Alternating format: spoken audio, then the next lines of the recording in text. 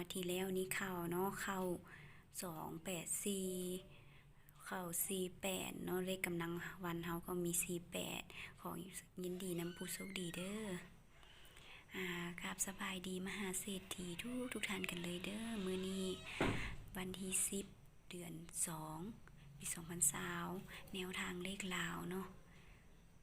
เลขเด็ดๆเฮามีแนวทางเลขลาวมานำเสนอรวมทั้งหมดมี21สุดเนาะสามารถเลือกได้เด้อสำหรับท่านใดที่มีตัวเลขในใจแล้วสามารถเลือกได้เลยเลือกลิ้นได้เลยเนาะสำหรับท่านใดที่เข้ามาเบิ่ง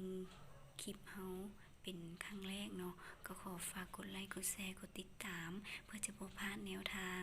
ในการรับชมครั้งต่อไปเนาะจะบ่ได้พลาดในการถือเลขครั้งต่อไปเด้อสูตรที่เฮานำเสนอมานี่ก็เป็นได้กำลังวันเนาะและหาเก็บสถิติ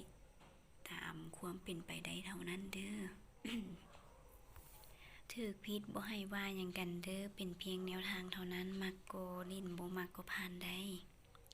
สำหรับเลขเฮานี่ก็เข้าเกือบทุกงวดเลยเด้อเลขลาวเฮาก็เข้าคือกันเดินดีคือกันได้กำลังวันเฮาเลขกำลังวันเฮามื้อนี้ก็มี1 2 1 5 1 6 1 9 1 0 1 3 2 5 2 6 2 9 2 0 2 3 5 6 5 9 5 0 5 3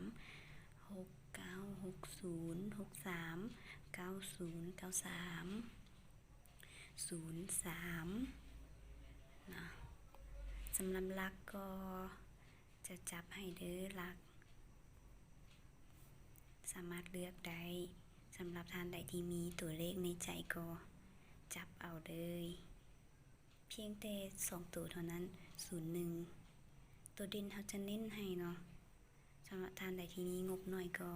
สามารถเลือกเอาตัวเด่นนี้ได้เป็นขีดกองทางกองนี่เนาะ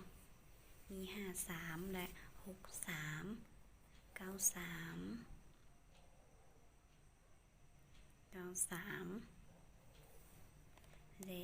56 65กลับได้เด้ออย่าลืมกลับเด้อบางที